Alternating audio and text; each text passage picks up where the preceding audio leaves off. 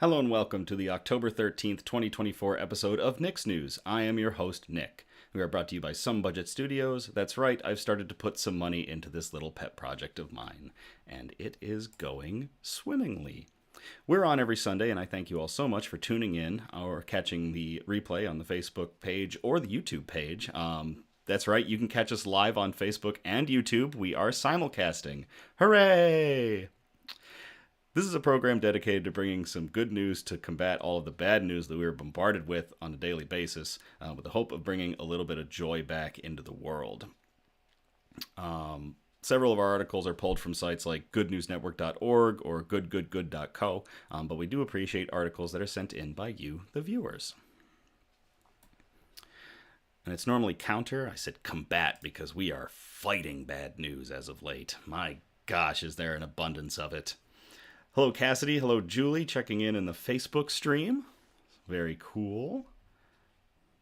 Hopefully everything is up and running well after our pre-recorded episode last week. And now we are back to live episodes. So, and of course, it is the dreaded pumpkin beer episode. Once a year, I will drink a pumpkin beer. I do not like pumpkin beer. I'm fine with pumpkin pie. I'm fine with most pumpkin products except for pumpkin beer. I don't know what it is. It gets to me. So, I have hopefully chosen a banger that is going to do me right despite my aversion to pumpkin beer. And that beer is... Let me hold this up for the camera. There it goes. This is Pumpkin Maple Marty by Prairie Artisan Ales. This is a 13.9% ABV high-octane Imperial Stout. It's brewed with, it's aged in maple bourbon barrels, and then it is also brewed with coffee, pumpkin spice, or pumpkin pie spice, vanilla, espresso, and lastly, pumpkin. I am hoping that everything else in this bottle and the ridiculous ABV will be enough to get the pumpkin taste out, but we'll see. Oh boy. We are going to be enjoying it in a special glass that I won. Julie, one of our Nick's Newsies, hosted a chili cook-off, and I somehow won. And Julie, thank you very much for hosting. It was fantastic. And I won this cup, so I'm going to drink our news brew out of this cup. Normally an Imperial Stout, you would be drinking out of like a snifter because it's really ostentatious, or you would be using like a teku glass. I am going with a wine glass, effectively. Cassidy in the Facebook chat is going to have a pumpkin cider with us. We've got the Balisong bottle opener.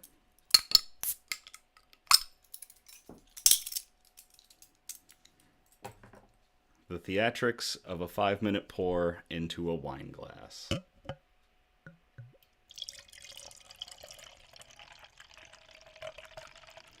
It's a thinner stout than I expected.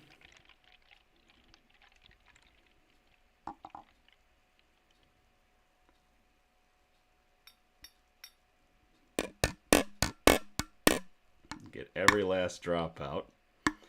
And normally I catch that last drop, but I'm going to wait and instead put this down. There we go.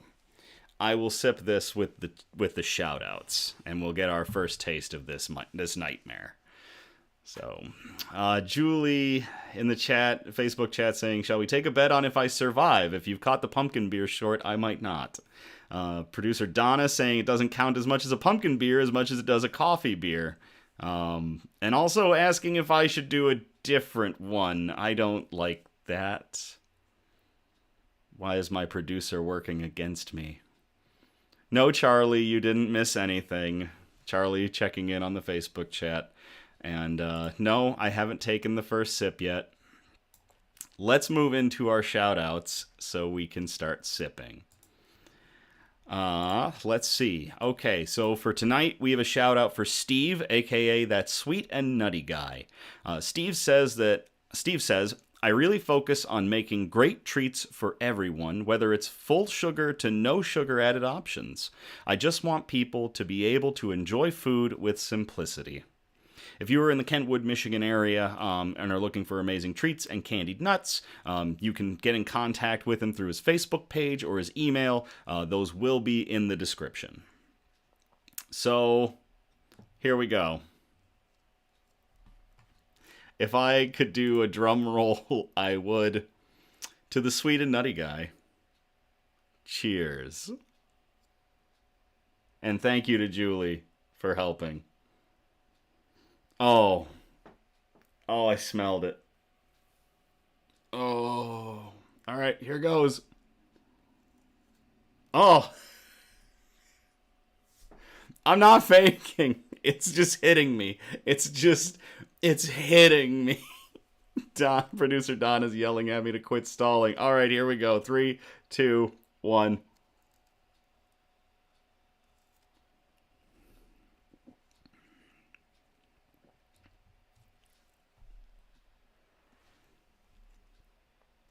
It's not enough. It's not enough. Pumpkin Maple Marty, you've let me down. There's not enough maple. There's not enough espresso. There's not enough alcohol. It needs to be like a 17%, like a triple mash dragon's milk, or a 120-minute IPA from Dogfish Head. Oh my god. Ugh. It's a perverted version of my favorite beer style, and I have to drink all of it. This is gonna be a sad day. This is gonna be a real sad day. Okay. Next up is we've got 2 more shout outs. A happy birthday shout out to our longtime Nick's Newsie, Will. Will is enjoying his birthday. It was just a few days ago, so I hope it was a good one, my good friend. To you, Will, cheers. And happy birthday.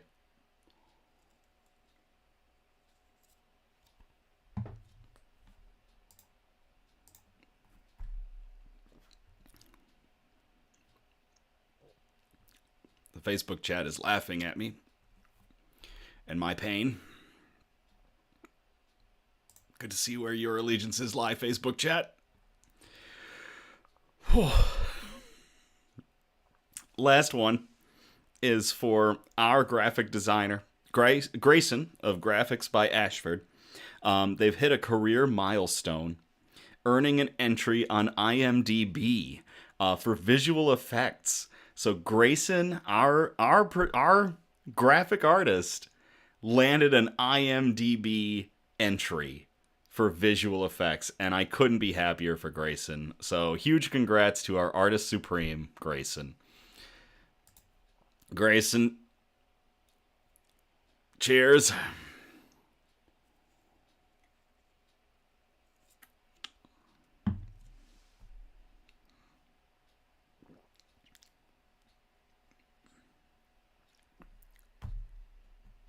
I should have grabbed like a bottle of strong out like liquor to go with this. I need to chase this beer with something tougher. My god.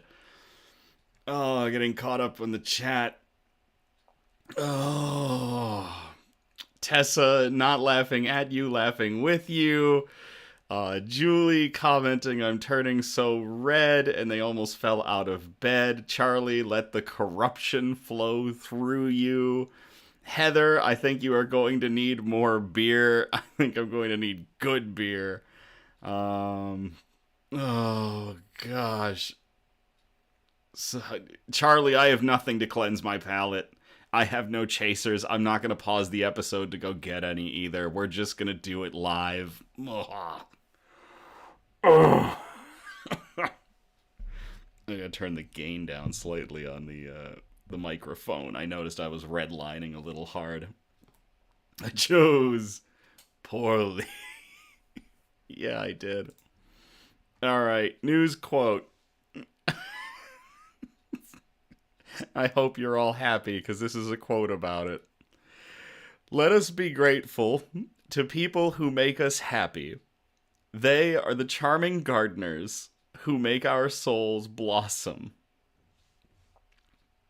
That is from Valentin Louis Georges Eugène Marcel Proust, a French novelist, literary critic, and essayist who wrote the monumental novel À la recherche du temps perdu, which in French translated in English as Remembrance of Things Past, and more recently as In Search of Lost Time. The pumpkin is staying with me. And again, that quote, I love that quote because you can't be happiness for people. I think I've said that before on Nick's News. You can't be happiness for anybody, but you can bring happiness. You can do your best to bring happiness. And by that, let us be grateful to people who make us happy. They are the charming gardeners who make our souls blossom. So, to Valentin Louis Georges Eugène Marcel Proust, thank you. Cheers.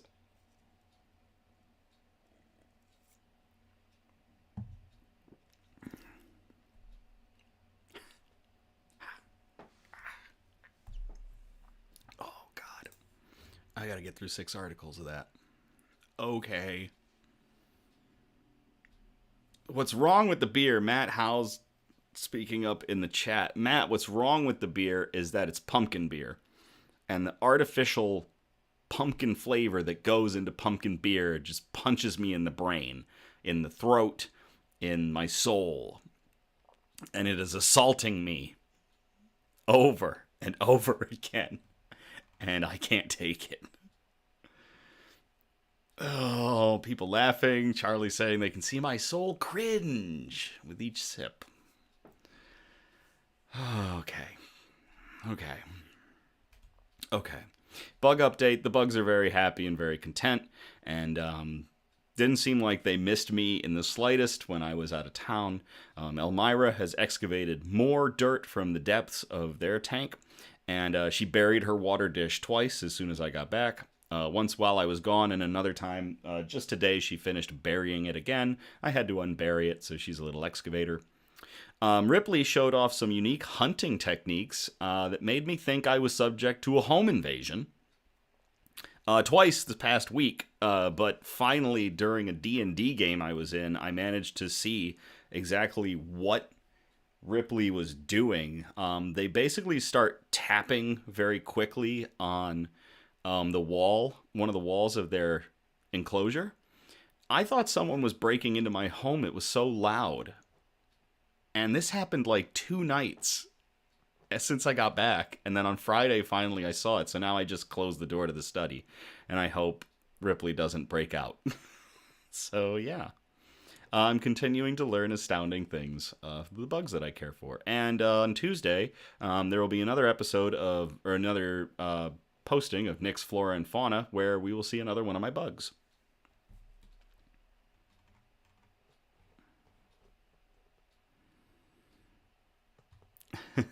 Heather in the Facebook chat. It's a once-a-year pumpkin abomination.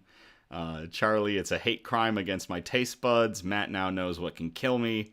And Julie confirming it is my kryptonite. Charlie following clever girl testing the durability of a cage. So she's not testing the durability of her cage. What she does is she rapidly taps the back plate of her enclosure. And I think it's to get things to move. They don't have good eyesight at all. Tailless whip scorpions have poor eyesight, but they have amazing sensation of motion around them, vibration especially. So I think she's tapping to either maybe something like echolocation or to stir up other bugs around her so they move, so she can find them and eat them. If the latter is the case, then it's a really cool hunting strategy, and it also tells me when she's hungry, which will be really nice and helpful because it's really hard to tell with these bugs how often they need to eat because they don't show it as well as like mantises do. So, all right, she's stirring the pot from Charlie. Yep, if I could get a video of it, if I could set up like a GoPro or a live stream of her, I'd have to do it with an IR camera because the room is completely dark at night. Matt saying maybe she's just into punk. Yeah. All right. Let's get to our good news. Our broadcast is broken up into 4 major categories, and those categories are science and technology, health and medicine, flora and fauna, aka plants and animals, and wholesome notes, the really nice feely articles that we like to end on. So we are going to start in category 1, science and technology. I called this one Desalinate to the Beat of the Sun. I will copy and paste this into the chat if y'all want to read along.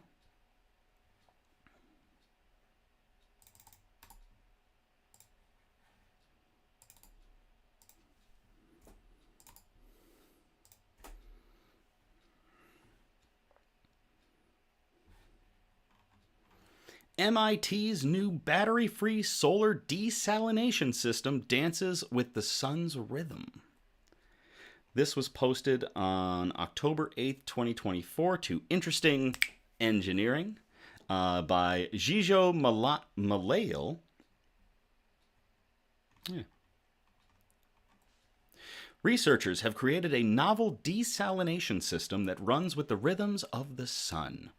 The MIT team's solar-powered device adjusts desalination speed to match sunlight variations, increasing output as sunshine intensifies and reducing it during cloudy moments. According to the team, the design efficiently maximizes solar energy use to produce large amounts of clean water throughout the day. Moreover, unlike other solar-powered desalination systems, the MIT design operates without additional batteries or external power sources like grid electricity. The system is expected to provide significant cost savings compared to conventional desalination technologies. The main savings stem from reduced energy costs, which are a major operational expense in traditional methods, particularly reverse osmosis, which relies on grid power. Matt saying, so last few nights the water tastes like Skittles. Taste the rainbow. Compared to reverse osmosis, electrodialysis membranes usually last about 3 times as long. Amos Winter, the Germeshausen Professor of Mechanical Engineering and Director of the K. Lisa Yang Global Engineering and Research Center at MIT, told Interesting Engineering in an email interview. Do not do a drinking game when involving me saying the word engineering and doing my little snap because you will not last.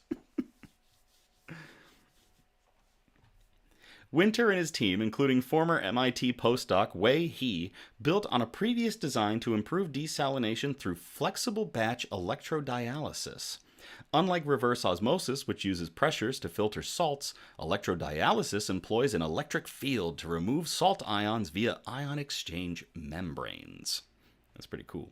Powering desalination with renewable energy is particularly difficult for reverse osmosis, requiring a consistent energy supply. The MIT team focused on electrodialysis, creating a system that adapts to solar energy variations. Their model-based control system optimizes water flow and voltage for maximum salt removal. Field tests showed a 77% solar energy usage, significantly improving previous designs. Very cool. We could only calculate every 3 minutes, and in that time, a cloud could literally come by and block the sun. The system could be saying, I need to run at this high power, but some of that power has suddenly dropped because there's now less sunlight. So we had to make up that power with extra batteries, said Winter in a statement. Oh no, it has begun. Heather and Matt are now debating how to make a Nick's News drinking game. It's going to involve mantises, engineering, etc., etc. Good luck, everybody. In their latest work, researchers eliminated the need for batteries by reducing the system's response time to just a fraction of a second, adjusting the desalination rate 3 to 5 times per second. This rapid adaptation allows the system to respond to sunlight changes without relying on extra power. The key innovation is a flow-commanded current control strategy, which adjusts water flow and electrical current based on the available solar power, maximizing desalination efficiency. Very cool. Winter explains the system continuously adjusts the flow rate and current to match increasing solar power, reducing the need for battery buffering by responding quickly to changes. The engineers integrated the new control strategy into a fully automated system designed to desalinate brackish groundwater for a small community of 3,000 people. Tested for 6 months at the Brackish Groundwater National Research Facility in Alamogordo, New Mexico, the prototype operated under varying solar conditions. On average, it utilized over 94% of the solar panel's electrical energy to power desalination, demonstrating a high efficiency throughout the trial.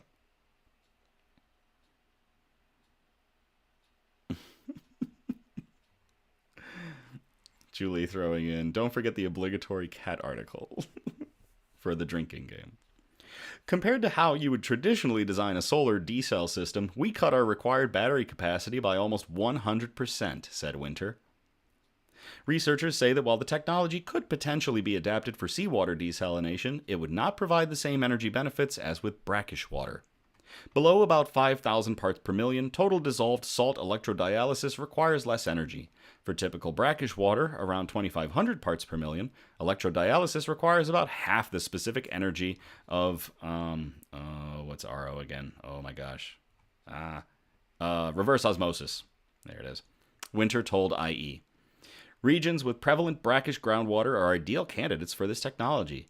More than half of the global population lives over 100 kilometers from the coast, making seawater desalination impractical. Areas with high water stress, such as India, North Africa, and the Middle East, present promising markets. The team's latest controller improves response time to further the system's response time or energy efficiency, minimizing the need for energy buffering during fluctuations. That is really cool. To everybody on the MIT team working to build new desalination systems utilizing just the beat of the sun. Cheers.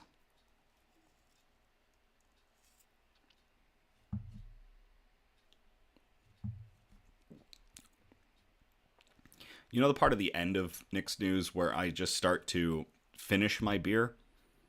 I'm dreading that. Oh. Hi, Blake. Blake has joined the Facebook chat. Okay. So that gets us out of science and technology. We're going to move on to category 2, health and medicine. And this first article comes from Ed. I called it Taking Out the Mental Trash. And I will copy and paste this into the chat if you all want to read along.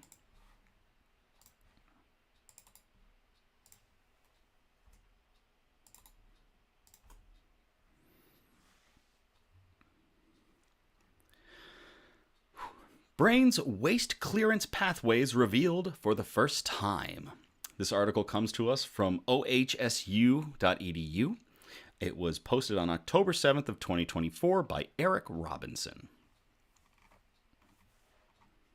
Scientists have long theorized about a network of pathways in the brain that are believed to clear metabolic proteins that would otherwise build up and potentially lead to Alzheimer's and other forms of dementia. But they had never definitively revealed this network in people until now.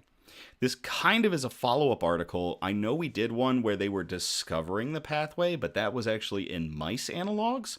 Now it seems we have finally found the correct path the trash needs to go out in humans.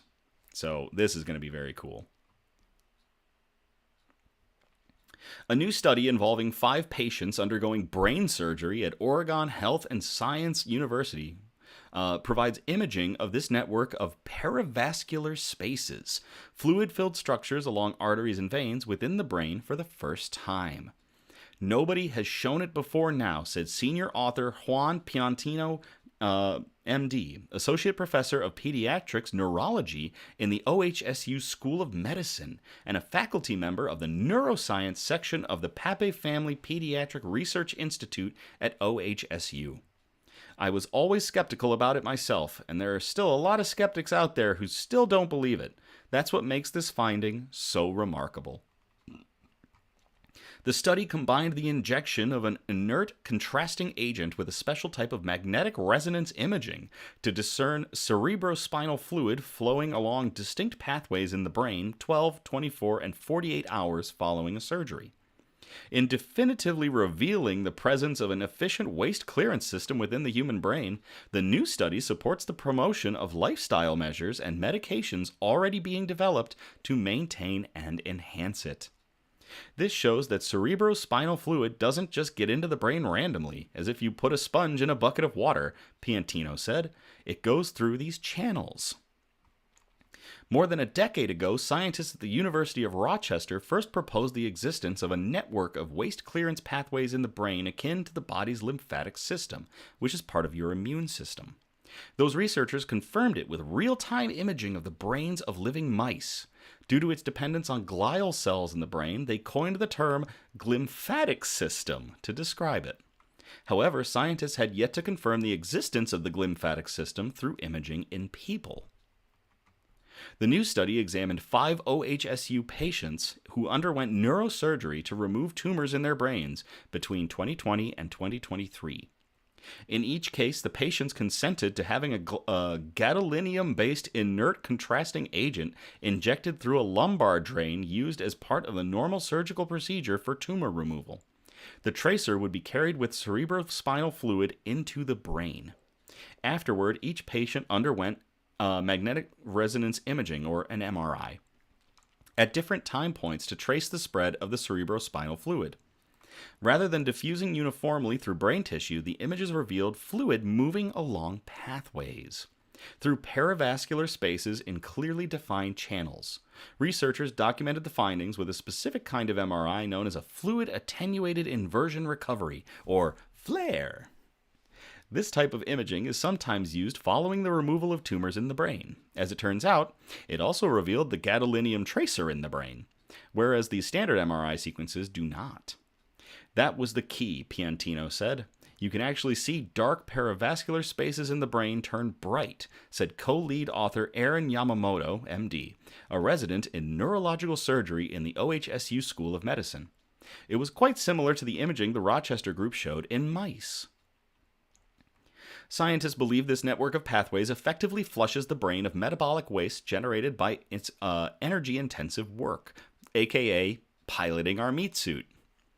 Wastes include proteins such as amyloid and tau, which I know we've talked about amyloid plaques before, which have been shown to form clumps and tangles in brain images of patients with Alzheimer's disease. Emerging research suggests medications that may be useful, but much of the focus around the glymphatic system has revolved around lifestyle-based measures to improve the quality of sleep. That's right, we need to sleep. Such as maintaining a regular sleep schedule, establishing a relaxing routine, and avoiding screens in the bedroom before bed. Especially at night during deep sleep, researchers believe a well-functioning glymphatic system efficiently carries waste proteins towards veins exiting the brain. People thought these perivascular spaces were important, but it had never been proved, Piantino said. Now it has.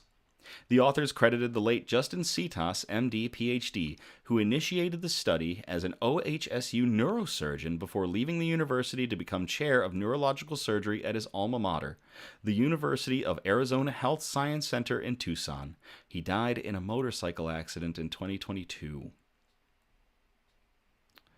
That is sad at the end, but still very cool that we have found the pathways in which our brain uses to clear out the trash.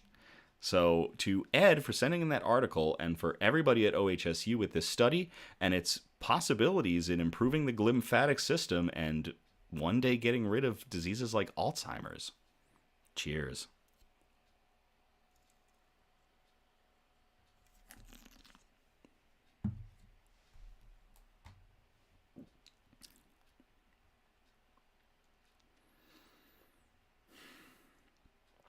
I am doing a fan-requested beer next week, which means I'm not going to get back to stouts on Nick's News for 2 weeks. Like good stouts, not this thing, not this monstrosity. Sadness. Oh, gosh. My soul. Pray for me. All right. Our next one is a a title that we use for a specific type of article. We've got a couple of set titles that I use. This one is a fan favorite, Cancer. Fuck cancer. And I will copy and paste this in the chat if y'all want to read along. Producer Donna, I am not being a drama llama. This beer is destroying me. I can bring a stout to the game. Thank you so much, Heather. All right, let me copy and paste this in the chat.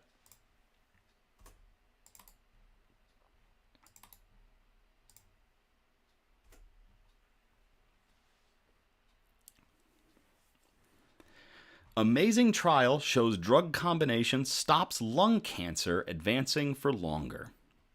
This was posted in The Guardian. It was posted on... Sometimes with Guardian articles I have to hunt around. There it is. Friday the 4th, October 2024 by Andrew Gregory, who is the health editor.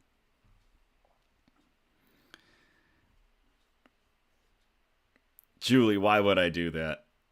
Folks are being nice, and then all of a sudden Julie has to throw in 2 drinks for fuck cancer? Come on, Julie. You're going to hurt me.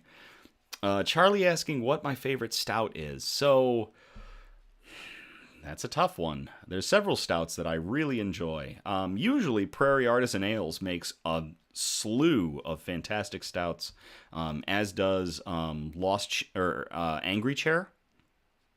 Yeah, Angry Chair Brewing down in Florida. I also really enjoyed the Dragon's Milk variants. I love Dragon's Milk as just a stout that I can put away like it's water. So all the variants are really tasty, and the triple mash is just like absolutely fantastic. But that's because I love really high ABV beer. I also really like the Goose Island Black Friday Stout variants. I have several bottles of Goose Island Black Friday Stout down in my beer fridge. And anytime I can pick up variants, I grab them. I grabbed 2 when I was in Boston that I didn't even know came out, and I'm super excited to drink them at some point. But yeah, so that's a list of my favorite stouts.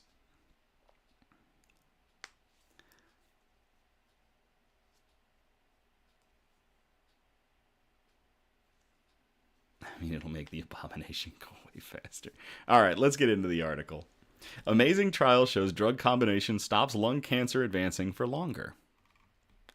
Doctors are hailing amazing trial results that show a new drug combination stopped lung cancer advancing for more than 40% longer than the standard treatment. Lung cancer is the world's leading cause of cancer death, accounting for 1.8 million deaths every year. Survival rates in those with advanced forms of the disease where tumors have spread are particularly poor.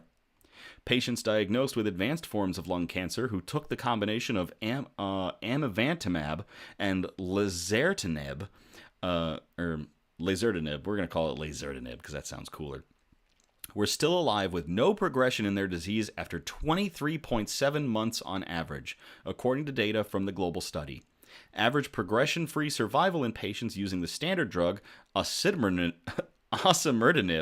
was 16.6 months, the trial found. So this drug combination is adding an extra almost 8 months to the longevity of individuals. Lung cancer is extremely aggressive.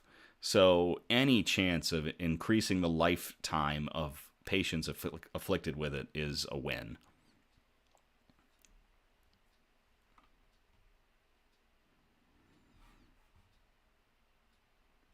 Folks talking about the drinking game, Angry Chair Brewing, Heather causing me lots of pain in the D&D game I'm in with her. All right. Experts said the breakthrough came amid a golden age of cancer research where a greater understanding of what spurs on specific tumors is informing better ways to beat the disease. Professor Martin Forster, a medical oncologist at University College Hospital and the trial's chief investigator in the UK, said, "Better understanding of the biology that drives lung cancers has guided the development of these targeted therapies. It's amazing to see this new combination shows longer cancer control than osimertinib, which was itself a breakthrough treatment only a few years ago. In the Phase 3 trial, 1,074 patients were recruited between 2020 and 2022 from countries including the UK, the US, Australia, France, Brazil, India, and China. Each had an advanced form of non-small cell lung cancer, NSCLC, the most common form of the disease. In the UK arm of the trial, patients were recruited from the University College London NHS Trust, the Christie in Manchester, the Chelsea and Westminster Hospital in London, the Nottingham University Hospitals NHS Trust, the Royal Marsden NHS Trust, and the Edinburgh Cancer Centre at Western General Hospital.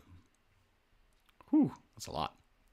Everyone in the trial also had a mutation of their epidermal growth factor receptor, the EGFR gene, found in as many as a quarter of global lung cancer cases and about 40% of cases in Asia. Among cancer patients, an EGFR mutation is more common in women than men, and in people who have never smoked or have been light smokers. Patients in the trial were randomly assigned to receive either the drug combination of amivantamab and lasertinib, the standard treatment for this group of patients, osimertinib, or lasertinib. Amivantamab is a monoclonal antibody, while lasertinib is a tyrosine kinase inhibitor. Both drugs target cancer cells to halt their advance. Professor Rafael Califano, a consultant in medical oncology and the trial's principal investigator at the Christie, said, "By combining these two drugs, which stop the cancer from growing in different ways, we see a significant improvement in progression-free survival rates compared to the drug we currently use." Survival rates for lung cancer are still very low compared with other types of the disease, and to see such positive results is a welcome development. In August, the drug combination was approved by the Food and Drug Administration in the U.S. Doctors involved in the trial hope the treatment might also be available on the NHS in future. My laptop decided to really ramp up for a moment. This is why we're going to upgrade our tech probably in November.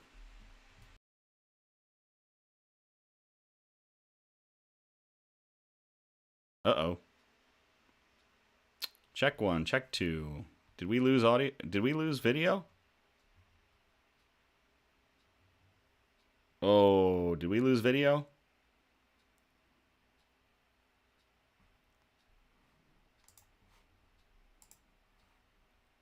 We lost video?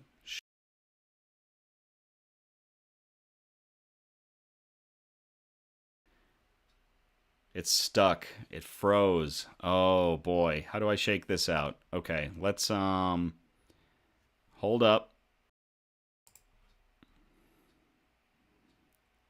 Still stuck.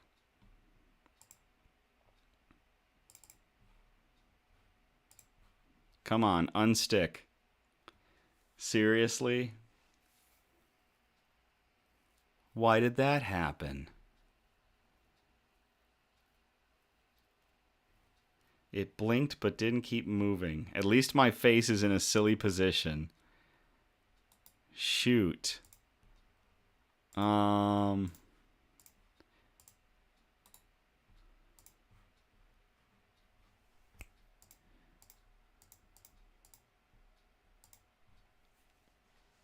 Okay.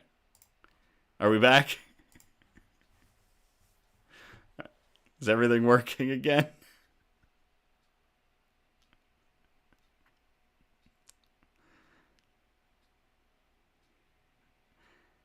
Hey, we're back. Okay. So now I know how to troubleshoot that if it happens again in the future. I am so confused as to why it suddenly did that. Everything working is debatable. Okay, we're back. Hey, Ben. All right, let's keep going. Most of the patients experienced some side effects. The most common types reported in the trial, which was funded by Janssen, were a rash, an infection, or a blood clot. Turn that down slightly. There we go. Doctors involved with the trial said the drug combination formed part of an emerging area of treatment called precision medicine. Is my mic still coming in good? Is the audio coming in good?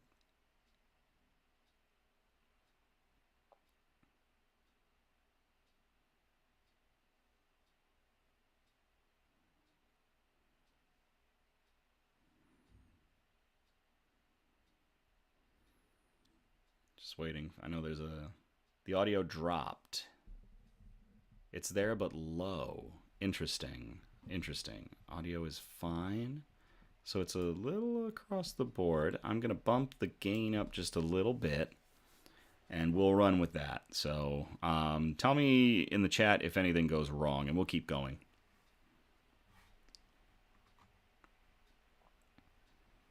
It's low or the input is not as hot. Okay, I'll bump things up a tiny bit. Cassidy's saying it's fine on her end. Check. We're hitting in the yellow, so that should be about good. Mona in the YouTube chat saying it's a little low, so we'll run it like this, and we'll see, so long as I'm not redlining it. And we'll keep going. Just let me know if there's any fluctuations. Thank you all very much for being so helpful with troubleshooting our live streams. All right, let's keep going. What was the last part I said? That's right. Most of the patients experienced some side effects. The most common types reported in the trial, which was funded by Janssen, were a rash, an infection, or a blood clot. I think it's actually redlining at times. There we go. Okay. Doctors involved with the trial said the drug... Okay, sounds good. Cool. Mona checking in said it's good there. Charlie in the Facebook chat saying it's good. All right, we're good then. Let's roll. Doctors involved with the trial said the drug combination formed part of an emerging area of treatment called precision medicine. Advances in precision medicine have led to new treatments tailored to specific characteristics of individuals, such as a person's genetic makeup or the genetic profile of a patient's tumor. Foster said this precision approach is improving outcomes for many more of our patients, as new drugs are being developed to exploit vulnerabilities being identified in increasing numbers of lung cancers. Paula Chadwick, the chief executive of the Roy Castle Lung Cancer Foundation, said, "Hope is rocket fuel for people with lung cancer. Each new breakthrough keeps that hope burning, even if it doesn't directly benefit an individual." While this potential new treatment would only be available to a select group of people within the lung cancer community, it demonstrates the ongoing progress in our fight against the disease. Improving treatment options, transforming care, and ultimately helping people live well with lung cancer for longer. Anna Kinsella, a research information manager at Cancer Research UK, described the results as good news, with those on the drug combination able to have more time with their loved ones. "We are in a golden age of cancer research, where a greater understanding of what drives specific cancers is informing new and better ways to beat the disease," Kinsella added.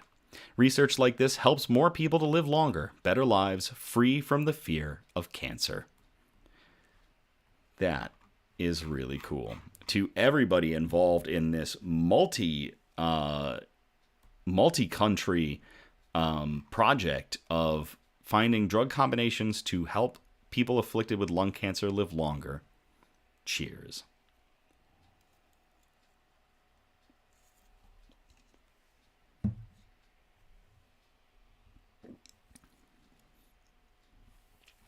It's like varying levels too. It's not just one level of pumpkin. Like, it's like some sips have been less and some sips have been more. My laptop doesn't even like this beer, and it doesn't have to drink it. Okay. Ugh. That gets us out of category 2. We're going to move on to category 3, flora and fauna, aka plants and animals. I called this first article in this category, "A Win for the Land Down Under." Matt might be onto something. The warmer it gets, the more pumpkin is released. It's possible. I will copy and paste this into the chat for y'all to read along.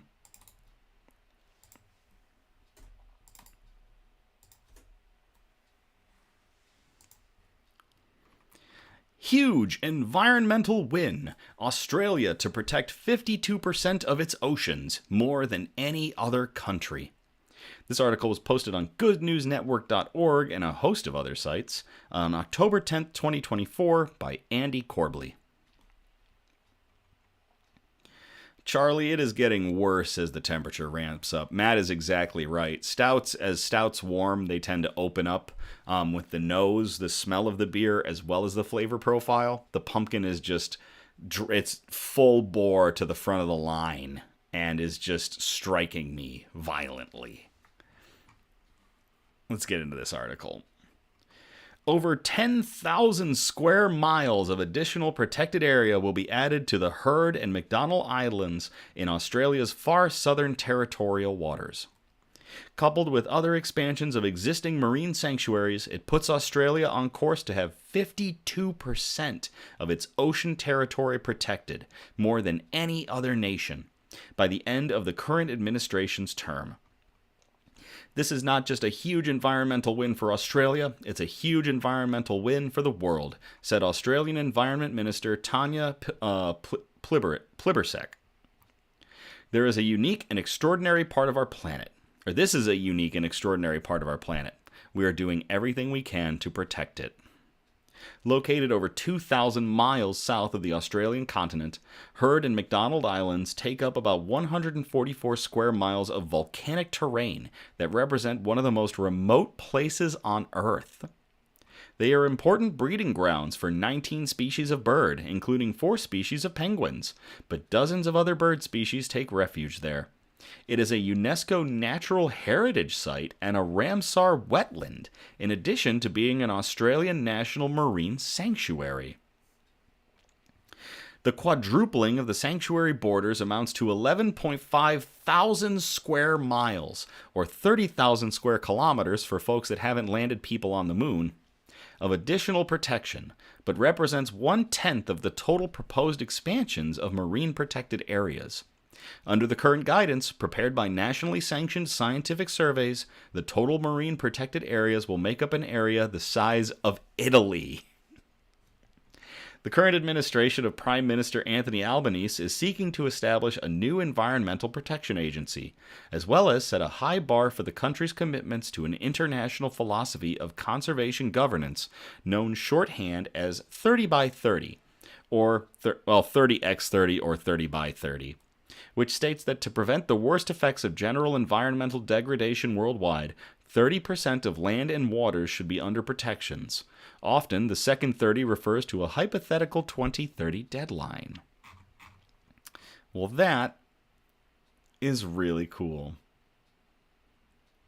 Julie, rhyming in the chat in Facebook, Nick talks about the land down under while his beer plots his sunder. He better run. He better take cover. Good one, Julie. To everybody in the current administration for environmental protection in Australia for increasing protection to 52% of your ocean area. Cheers.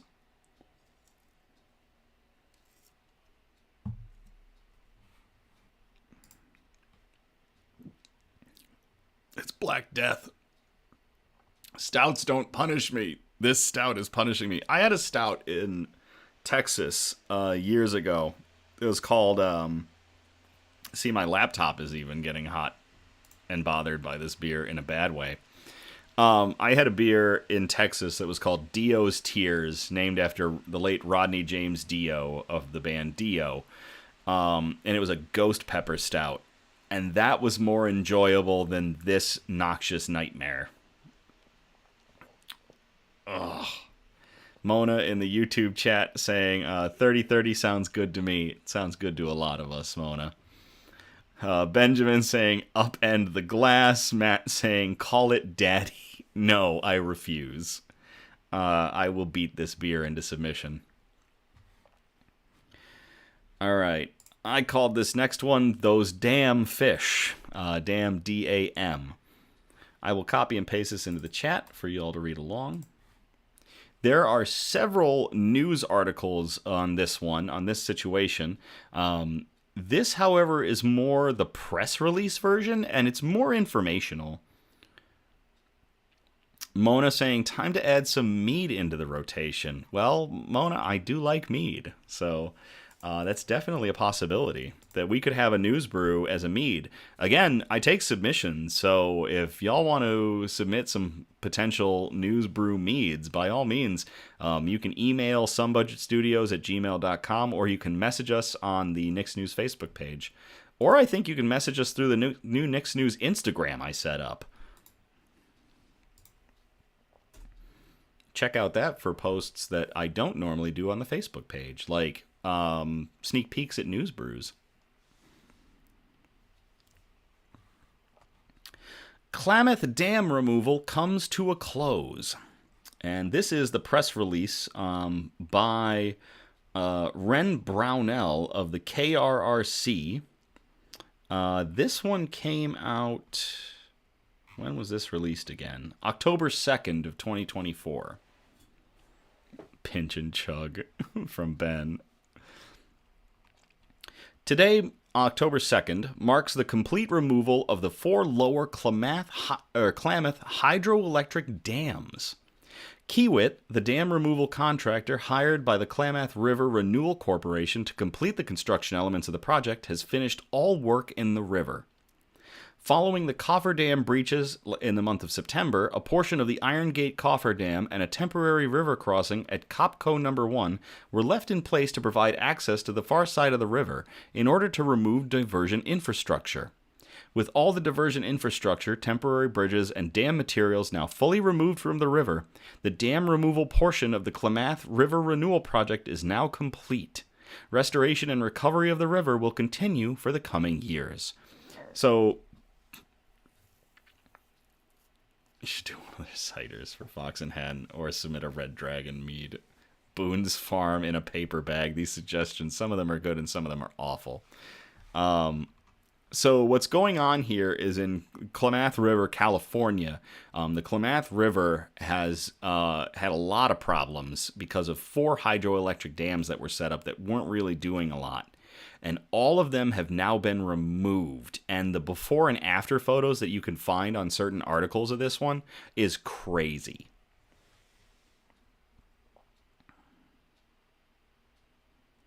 And there was, Mona in the YouTube chat saying there was an Associated Press story, salmon swim freely in the Klamath River for first time in a century after dams removed. There was that article. There was also one on goodnewsnetwork.org. Went with the press release because it was more of the information forward, and I'm able to explain it, but great areas to see, great different articles to look up and see what's been going on with this project. Klamath. The Klamath, okay. Together, Copco No. 1, Copco No. 2, J.C. Boyle, and Iron Gate dams had blocked fish passage and impaired water quality for more than a century. All 4 were hydroelectric dams that did not provide irrigation or drinking water and were not operated for flood control. Following decades of advocacy, led by area tribes and supported by conservation advocates, commercial fishing organizations, and the states of California and Oregon, federal regulators approved the removal of the dams back in November of 2022. Ownership of the project was then transferred to the Klamath River Renewal Corporation, the KRRC, the organization that was created to oversee the removal of the dams and related restoration of the previously submerged lands. Copco No. 2, the smallest dam, was removed in the summer of 2023, and in January 2024, the Copco No. 1, the J.C. Boyle, and the Iron Gate reservoirs were drained, and deconstruction began in the spring. Massive amounts of concrete, earth, rock, and clay were removed from the river channel as part of the dam removal process. With these obstructions now cleared from the mainstream river, fish once again have access to more than 400 stream miles, including the tributary creeks and streams of the habitat in the upper Klamath Basin.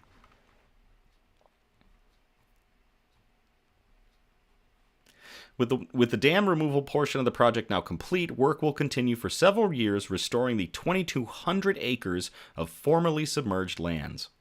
As the reservoirs drained in January, native seed mix was applied to the reservoir footprints.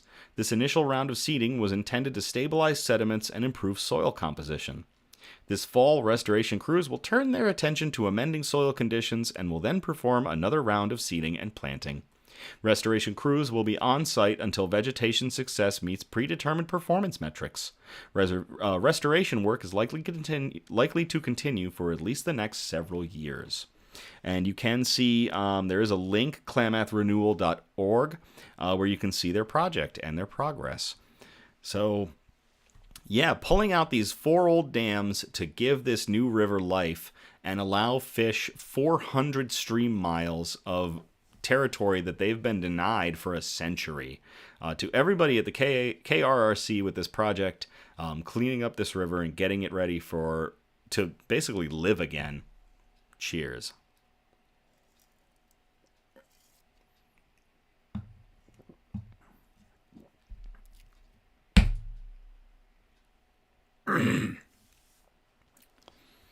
Donna and Mona in the YouTube chat talking about this. Mona is very familiar with the area, and it was Donna's old stomping grounds.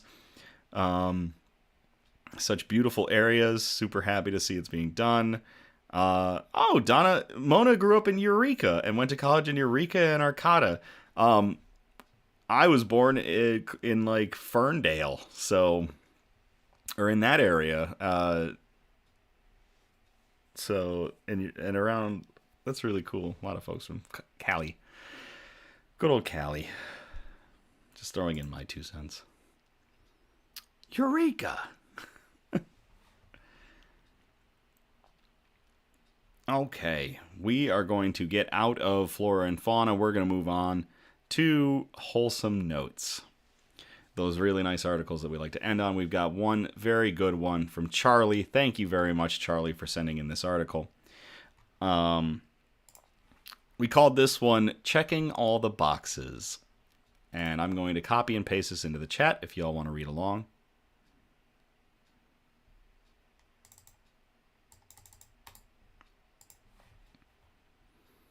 Julie saying that they lived for 4 years in Walnut Creek. Very cool.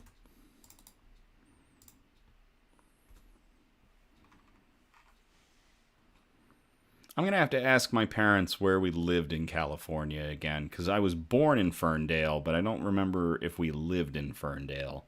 So I'll have to double check.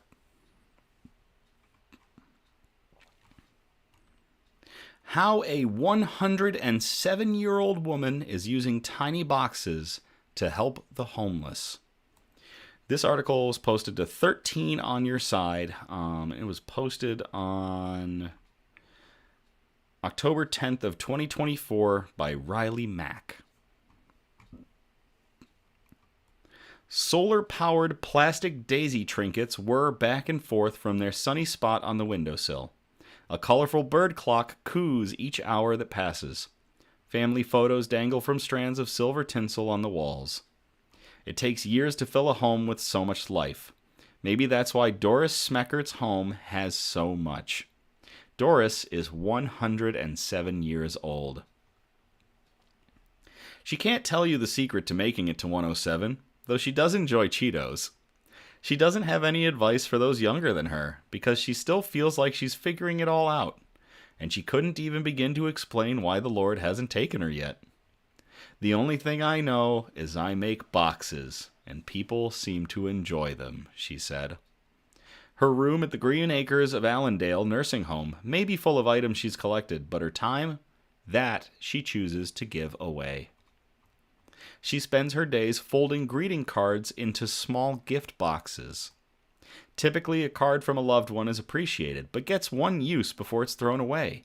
Doris found her purpose in repurposing. Years ago, I learned how to do it, and I just love to make boxes, and so I make them and give them to anybody that wants them, said Doris. At her age, life can sometimes put her in a box. Doris, instead, thinks outside of it. While she's waiting for her breakfast to be delivered, she folds. Waiting for the dishes to be picked up, she cuts.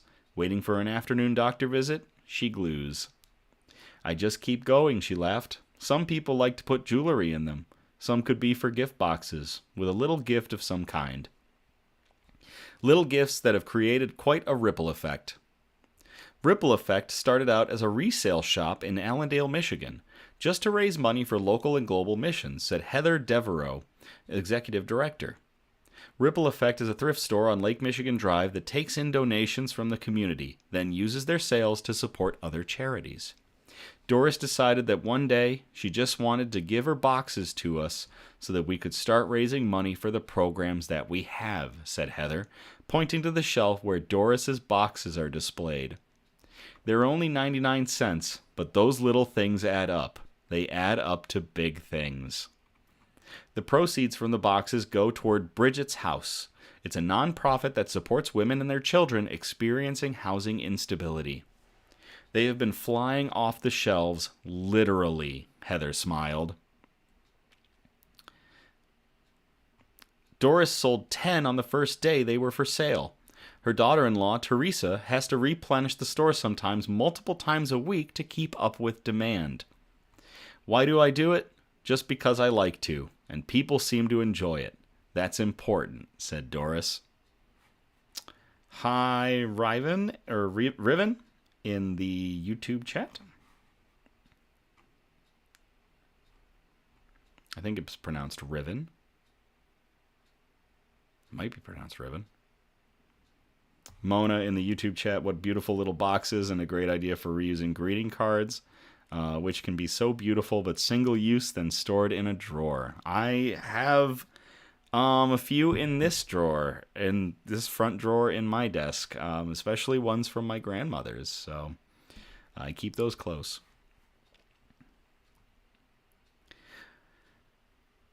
Doris sold 10 on the first day they were for sale. Her daughter-in-law, Teresa, has to replenish. The fact that she's 107 years old is unbelievable in and of itself, let alone that every day she's just dedicating her life to helping other people, smiled Heather. Why do I do it? Just because I like to, and people seem to enjoy it. That's important, said Doris. It really does make an impact, and it can really change our world, and Doris is doing that one box at a time, said Heather. Good things come in small packages. The trinkets in Doris's home prove it true.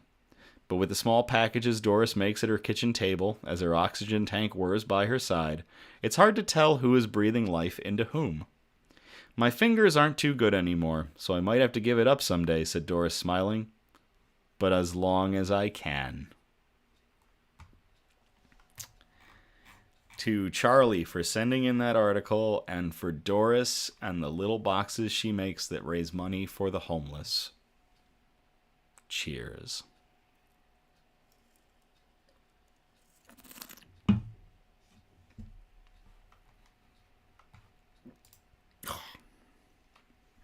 Okay.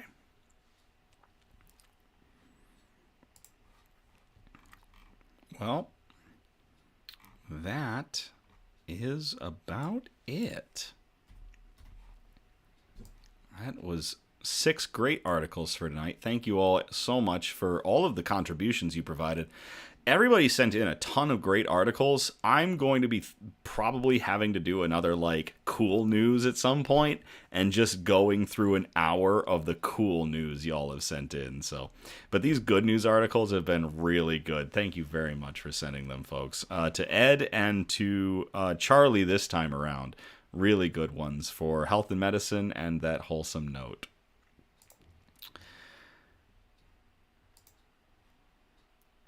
Oh, Mona, the look on my face when I drink this beer.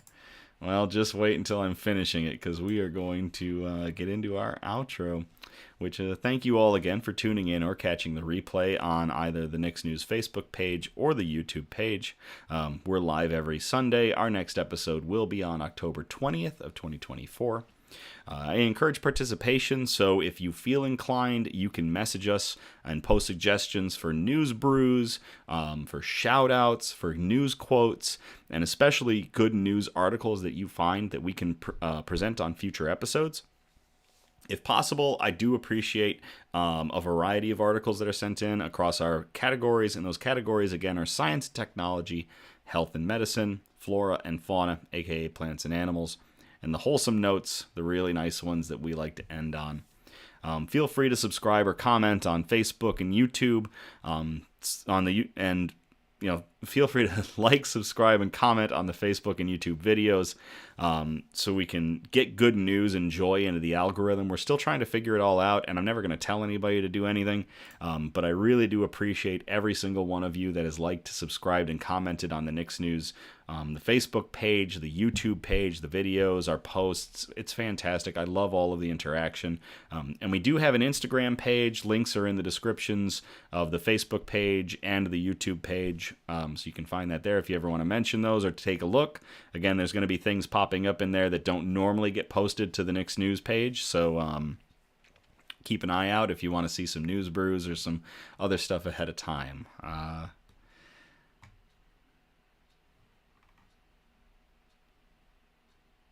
Mona, this has been looking for more positive articles, a nice change from the usual news. Mona, that's what I like to bring, is just something different than the bad news we're bombarded with. Just some good news. So, with that, as always, thank you again. I love you all. Have a great night, and I will play us out.